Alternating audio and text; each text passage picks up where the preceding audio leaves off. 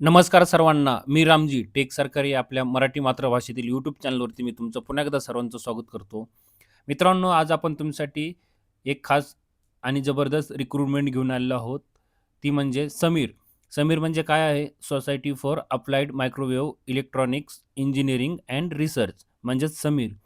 जे आपल्या ministry of electronic and information technology जे आपलं गव्हर्नमेंटची मिनिस्ट्री असणार असेल त्याच्या अंडरखाली ही समीर संस्था काम करते. तिथे ह्या टोटल 147 वॅकन्सी असणार आहेत. त्यासाठी क्वालिफिकेशन काय असणार आहे, सॅलरी किती असणार आहे, लास्ट डेट काय असणार आहे आणि मेन म्हणजे लोकेशन, सर्व पात्रता आपण या व्हिडिओमध्ये स्टेप बाय स्टेप पाहणार आहोत.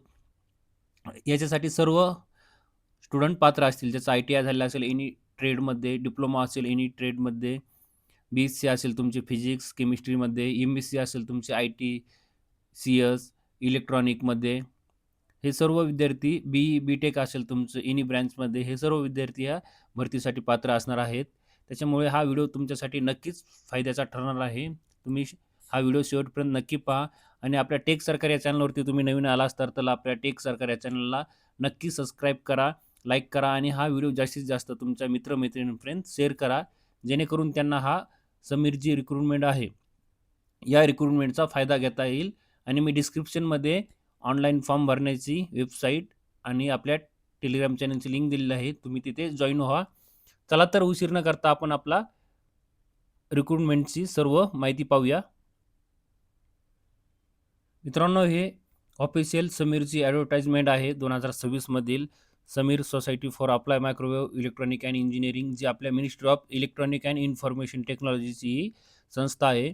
ओव्हरऑल 5 सेंटर आहे तिचे लोकेशन.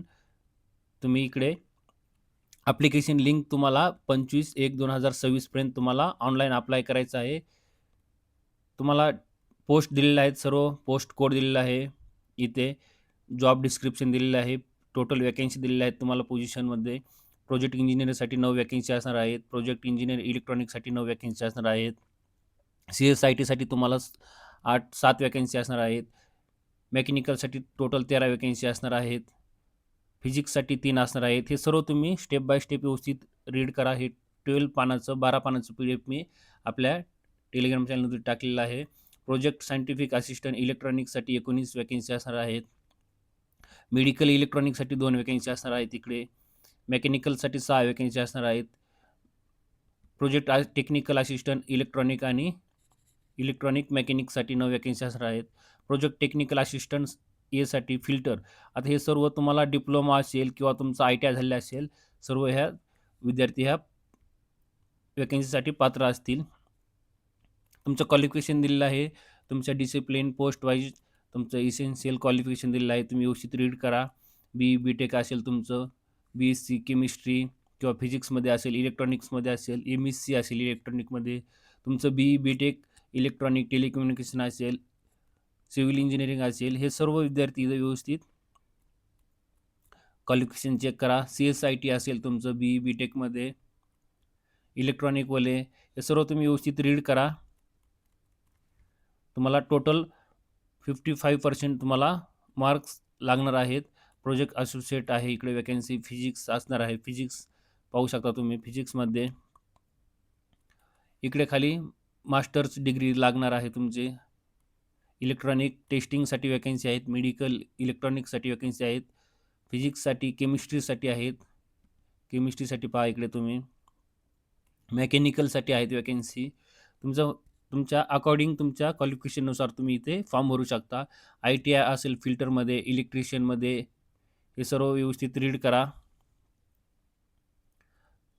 तुमचं इथे सॅलरी तुम्हाला जे कन्सोलिडेटेड पे असणार आहे, फिक्स पे असणार आहे. टोटल 34,000, 23,000 आणि 21,000, 23,500 तुम्हाला पर मंथ असणार आहे. Project engineer, project scientific assistant A आणि प्रोजेक्ट सायंटिफिक टेक्निकल असिस्टंट Bसाठी हे वॅकन्सी असणार आहेत. तुम्हाला एज लिमिट आणि एक्सपिरियन्स दिलेला आहे. काही वॅकन्सीसाठी तुम्हाला अनुभवाची गरज नाही आहे आणि जे प्रोजेक्ट टेक्निकल असिस्टंट आहे त्यासाठी तुम्हाला 3 इयरचा एक्सपिरियन्स लागणार आहे. एज लिमिट दिलेलं आहे. अकॉर्डिंग तुम्ही चेक करा. तुम्हाला हे टोटल ड्युरेशन 2 इयरचे ड्युरेशन असणार आहे. कॉन्ट्रॅक्च्युअल असणार आहे. त्याच्यामध्ये तुम्हाला हे वाढून भेटेल. स्क्रीनिंग स्टेट असणार आहे तुमची सिलेक्शन क्रायटेरियामध्ये रिटन टेस्ट असणार आहे फर्स्ट, नंतर तुमचा इंटरव्ह्यू असणार आहे ऑनलाईन ऑफलाईन, आणि तुमची जी एक्झाम असणार आहे कधी असणार आहे 1 फेब्रुवारी 2026 ही एक्झाम असणार आहे. आणि लास्ट डेट काय असणार आहे तुमची ऑनलाईन ॲप्लिकेशन करण्याची 25 जानेवारी 2026 तुम्ही ऑनलाईन अप्लाय करू शकता. काय डॉक्युमेंट दिलेले आहेत डॉक्युमेंट रिक्वायर्ड असतील ते व्यवस्थित रीड करा. ऑनलाईन ॲप्लिकेशन, DOB, तुमचं डेट ऑफ बर्थ सर्टिफिकेट लागणार आहे, passport size photo, valid mobile number आणि ईमेल आय डी तुमच्याकडे अवश्य लागणार आहे. SSC असेल, HSC असेल, 10वी-12वी, ITI सर्टिफिकेट असेल, NCVTचं तुमचं ट्रेडचं सर्टिफिकेट असेल, अदर क्वालिफिकेशन असेल तुमचं ग्रॅज्युएशन, BE, BTech, हे सर्व डॉक्युमेंट तुमच्यासाठी रिक्वायर असणार आहेत. जे कॅटेगरीमधले स्टुडंट असतील SC, ST, OBC, EWS यांसाठी कॅटेगरी सर्टिफिकेट अवश्य लागणार आहे. व्यवस्थित तुम्हाला अप्लाय ऑनलाईन करायचं आहे. हे सर्व तुम्ही 12 पानाचं PDF फॉर्म भरण्याच्या अगोदर केअरफुली रीड करा आणि व्यवस्थित फॉर्म भरा.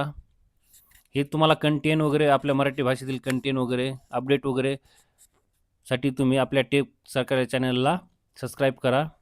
हा व्हिडिओ जर आवडला असेल मित्रांनो तर आपल्या चॅनलला सबस्क्राईब करा, शेअर करा, लाईक करा आणि कमेंट नक्की करा.